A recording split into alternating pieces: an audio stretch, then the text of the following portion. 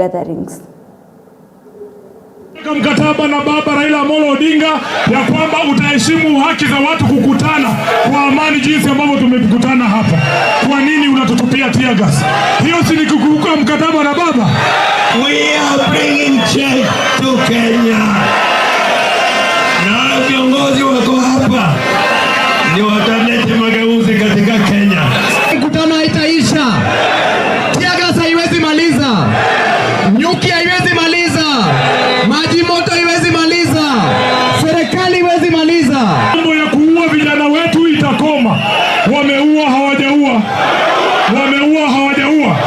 Tuliambia huyu jamaa awache kuangamiza ugatuzi kule Nairobi. Wamechukua sasa hadi Musalia ndio gavana wa Nairobi. Utaenda maandamano. Nini litoa wazungu hapa Kenya? Nini litoa wazungu hapa Kenya? Nini litupatia multi-party system? Nini lipatia Mbadi kazi? Nini lipatia Wandai kazi? ODM iko na viongozi wametosha kuwa rais. Sivuna si ametosha? Walituahidi ya kwamba mwana bodaboda atagraduate kutoka kuendesha bodaboda, alafu atakuwa na matatu. Nani yako na matatu hapa? And ODM party leader Oburu Oginga has urged members who oppose the party's position to exit, emphasizing that ODM must remain in government. Speaking in Siaya County, Oginga said talks with UDA will begin soon. At the same time, Oginga and other party leaders criticized a faction led by Nairobi Senator Edwin Sifuna, accusing it of spreading misleading information. Preparing for next year's election, and ODM cannot be left behind. We are going to do our own thing. Please, if you are not part of us, do your own thing. Let us do our own thing. Chama ya ODM sio chama ya kutishwa. Vitisho baridi baridi. Wale watu wameenda kando ni wabunge 5 peke yake. Wabunge 85 wako hapa na Dr. Oburu Oginga. Wacha tuwache propaganda. Hakuna chama imegawanyika. Chama iko imara. Chama iko chini ya uongozi ya Dr. Oburu Oginga. Yale mambo ya 10-point agenda lazima yatekelezwe. Na tunaingia bunge kufanya ile mambo ya compensation. Tunataka tuangalie mambo ya youth employment katika ile 10-point agenda. Tunataka vijana wapate kazi na wapate power. Mwaka ujao ni mwaka 2027. Chama cha ODM katika constituency zote za taifa hii kitaweka wabunge, maseneta, magavana, women rep. Tutangangania kwa katika serikali. Ni kweli si kweli? Mimi naunga mkono juhudi ya Mheshimiwa Oburu Oginga ya kuanzisha mazungumzo kirasmi na chama cha UDA ili tuunde pre-election coalition agreement na Mheshimiwa Rais William.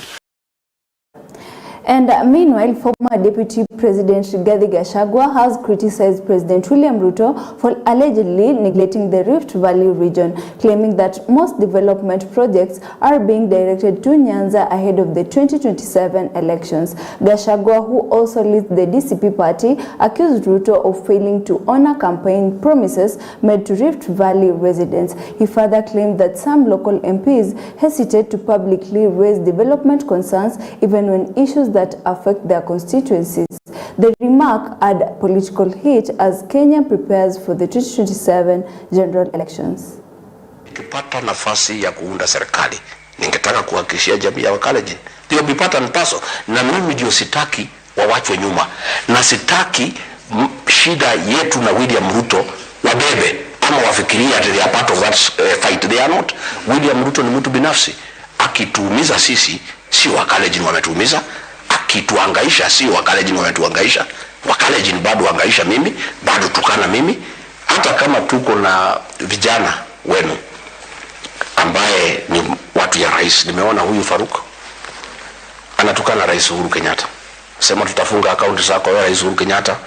Rais Kenyatta ni rais mstaafu.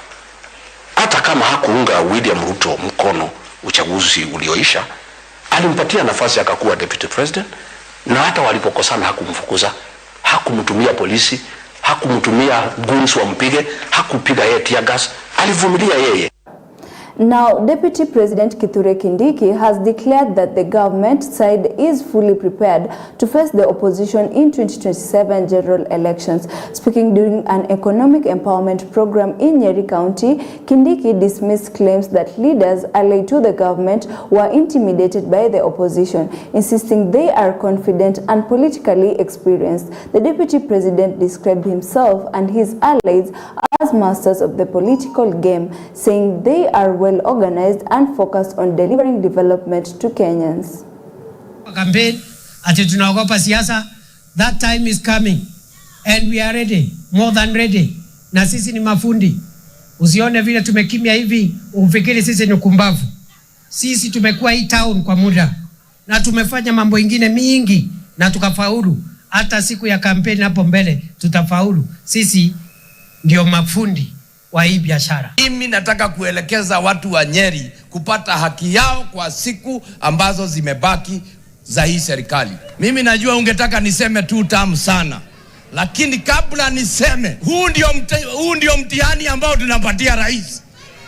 Tuanze na moja, dual carriageway yetu. Alafu mnaambia Kahiga wachane na serikali. Sasa hata wachane na serikali na dual carriageway bado haijafika Nyeri town.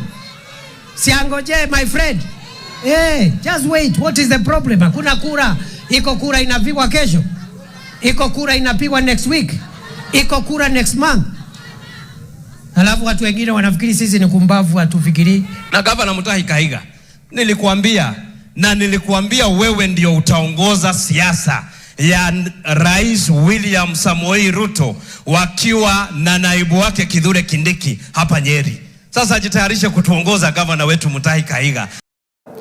And Busia County Women Representative Catherine Omayo has officially announced her intention to run for a leadership position within the Orange Democratic Movement, that's ODM, ahead of the party's National Delegates Conference scheduled for March 27th. Omayo dismissed doubts about her capability, expressing confidence. She noted that while some factions oppose comprehensive leadership reforms, this should not discourage members seeking change. Speaking at SC Dende Primary School during a development fund handover to women's group and persons living with disabilities, Omayo emphasized her commitment to advancing empowerment and equality initiatives.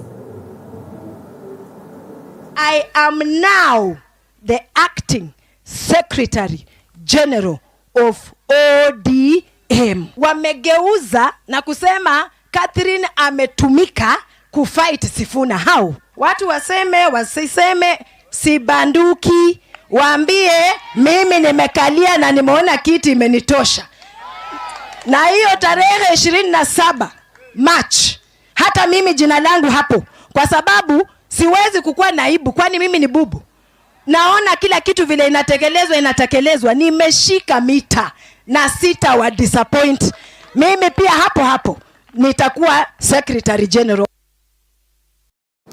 Now, a section of leaders from the Nyanza region have endorsed President William Ruto's 2027 re-election bid, citing continued infrastructure development and economic growth. Speaking at a funeral in Karachuonyo, Interior Principal Secretary Raymond Omolo said the president has not sidelined the region despite low votes in the last election. He noted that roads and other key projects are ongoing, adding that a second term will ensure sustained development for the Lake region.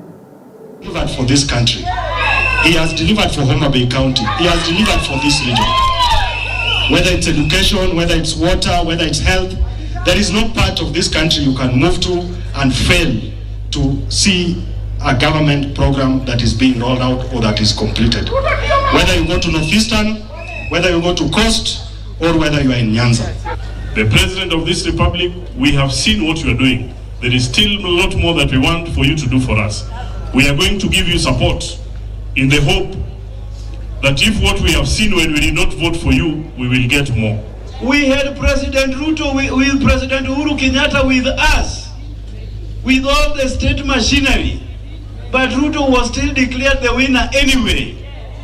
Now President Uhuru Kenyatta, the former president, is now lying to people like Sifuna, Babu Owino and company, that now he has a formula of ensuring that he will be declared winner.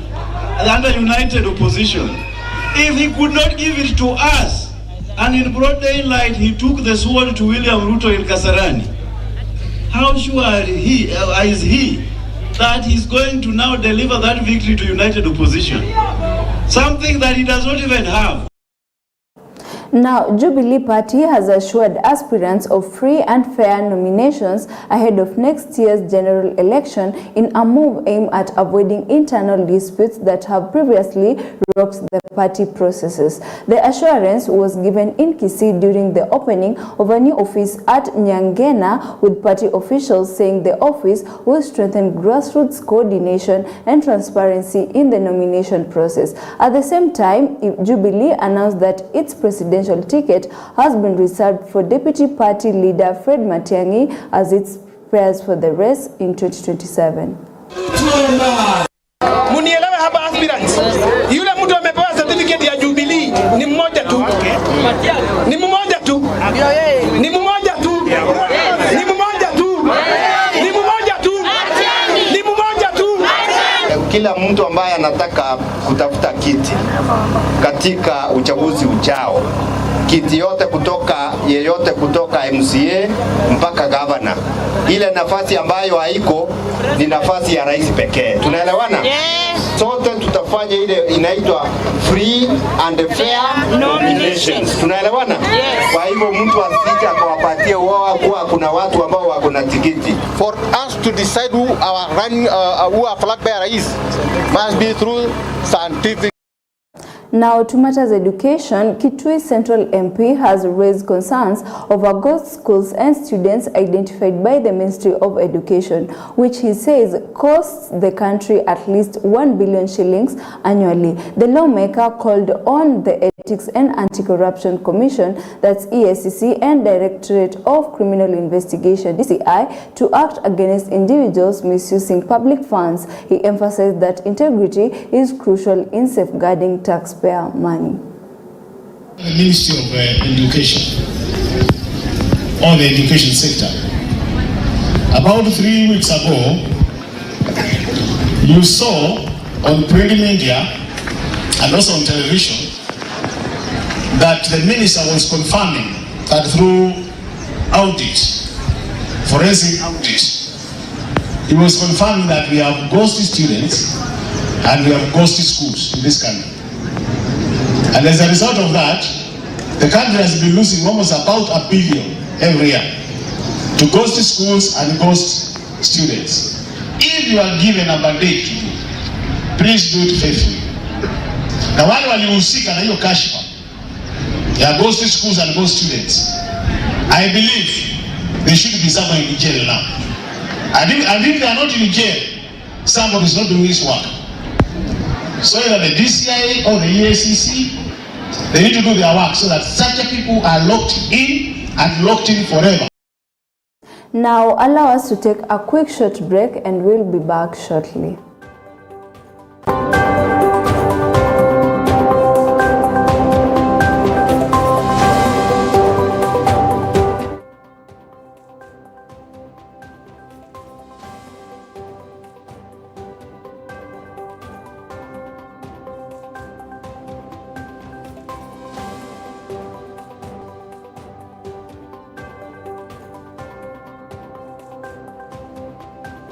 Welcome back. Now, the National Cohesion and Integration Commission has urged social media users to act responsibly and uphold the rule of law to prevent the spread of hate speech online ahead of the 2027 elections. Speaking on behalf of the Commission, Oliver Metet, the Deputy Director of Corporate Communications, announced the rollout of several key initiatives aimed at curbing online hate. The initiatives will target bloggers, journalists, civil society groups, county government officials, and local administrators, with a focus on promoting responsible digital engagement and peaceful coexistence. Isiolo, in the past 2 or so years tumekuwa tukiona mambo ya hate speech ambayo yamekuwa yakiendelea katikati ya mambo ya siasa ambayo yamekuwa, na pia tuseme kwa viongozi moja na wengine. na tunafurahia that the NCIC Commission wameweza kuona hii ni jambo la kuweza kuchukulia hatua. We know that we are moving towards general elections, and with the challenges that are coming up, especially the misuse of AI, artificial intelligence, it's we are concerned that it might exacerbate the misuse of social media platforms. Kwa wale wanatumia sana social media, tumeona mara nyingi tunatumia maneno machafu kupitiza ujumbe. Labda ujumbe inaweza kuwa mzuri, lakini vile maneno unavyotumia ni maneno ya kuchochea, kutukana na kudehumanize watu wengine. So ni amana kwanza kuelezea kwamba wale wako active kwa social media ama digital space wawe very careful that ile maneno unatumia sio ya kuleta uhasama kati ya. And administrators in Murang'a have vowed to spearhead the fight against gender-based violence following a rise in sexual abuse cases in the region. Speaking during a sanitary towel distribution exercise at Kimorori Stadium, the officers expressed concerns that many survivors wait for years before justice is served. Land Cabinet Secretary Alice Wahome urged parents and guardians to promptly report cases of sexual violence to the relevant authorities, saying early reporting is key to protecting victims and ensuring perpetrators are held accountable. Hata kwa ripoti ambayo ilitoka juzi ilionekana kwamba Murang'a tuko juu. Mambo ya kuabuse watoto wa shule ni mambo ambayo imepitwa na wakati, na ni mambo ambayo hukumu yake ni kali sana. Na wakina mama, sijui kwa nini mumesahau, you must take up your law very seriously. Do not trust men, even your brother, even your own son, around your small girl.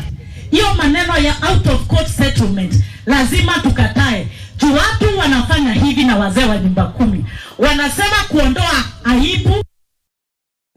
And education stakeholders in Nyandarua County have raised concerns over the rising cases of early pregnancies among school-going girls, a trend they say is pushing many learners out of classrooms. Speaking at Kiganjo School in Olkalau, local leaders revealed that more than 700 cases of early pregnancies have been recorded in the county. The leaders attributed the situation to poverty and poor parenting, urging parents and communities to work with schools to protect girls' education and curb the trend. What I have learned for the few months I've been here in Nyandarua is that we have a serious problem in terms of girls dropping out of school. And they are not dropping out of school because of anything else. It is as a result of teenage pregnancies. Hata sisi wazazi kuna shida pahali. Lazima tuongee na wasichana wetu. Lazima tuongee na watoto wetu, wasichana na vijana. Ikiwa we have 700 students who are pregnant in Nyandarua now, it's very unacceptable. Na teenage pregnancy inaweza kukujia tu na sababu moja ambao ni pads, ambao wewe unaona ni kitu kidogo sana. Sasa huyu msichana anataka kuenda darasa na hawezi kuenda darasa kwa sababu ya hali ya kawaida. Kuna anadanganywa pale ya kwamba nitakununulia pads. Mishoe ana.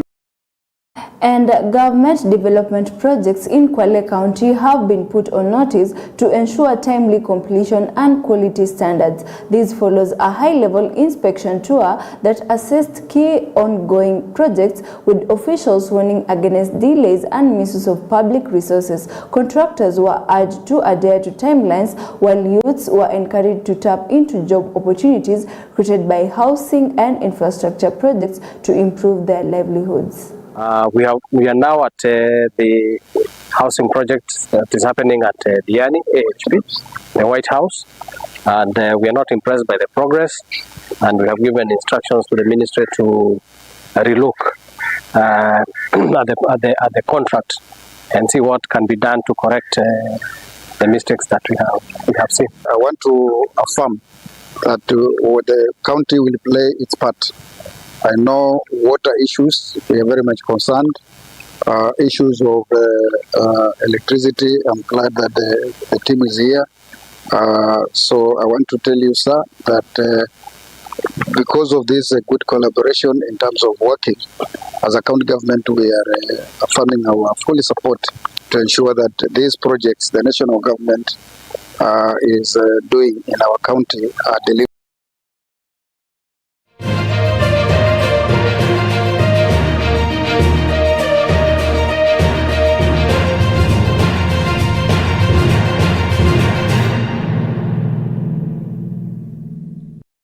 And in sports news, Gladys Kwamboka dominated the Betika Bingwa Fest Coast edition, winning both the women's 1,000 meters and 5,000 meters, earning cash 550,000 shillings. Stephen Dinji won the men's 10,000 meters, while Abel Kirui took the 5,000 meters. Naomi Korir and Yumbe Mugiti won the women's and men's 1,500 meters respectively. Tanzania's Wilfrida Makenji claimed the women's 100 meters. Focus now shifts to the national finals, where top regional athletes will compete.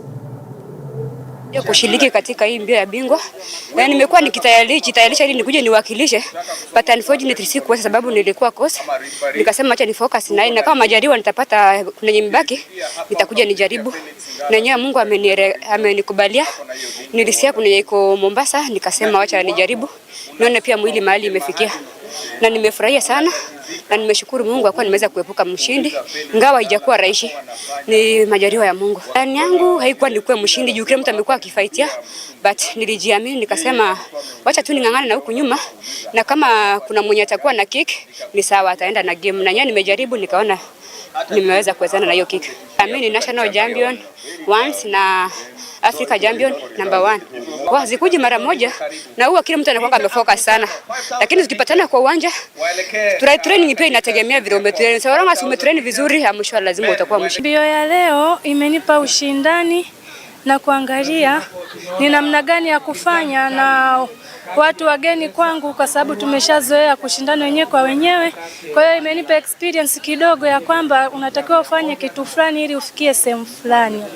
Jambo nilojifunza ni kwamba huku watu wanachapa kazi sana, hawajali ule ukike kama kwetu Tanzania, ya kwamba mimi ni mwanamke nikifanya hivi, lakini nimeona huku wanawake masprinter wako active, hawajali wao ni wanawake au vipi, wanafanya jambo walilonalo ili kutimiza ndoto zao. Na mimi hicho ndo nilichojifunza na nikirudi.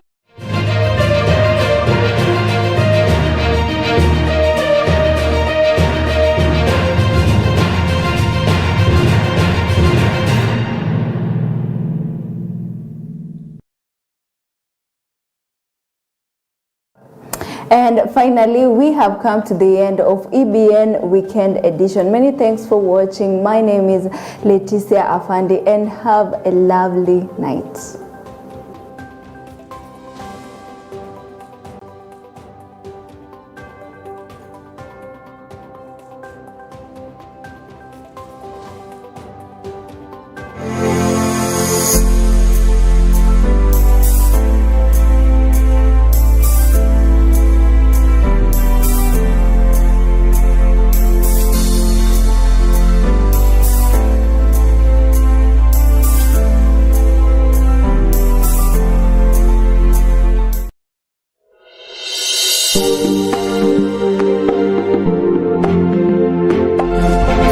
You are watching EBN TV, transforming your world.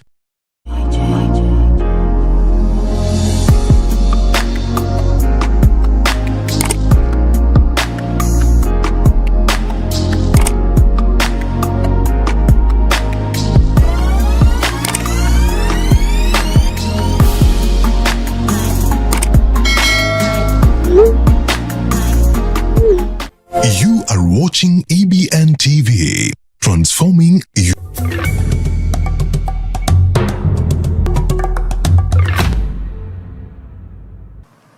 If it is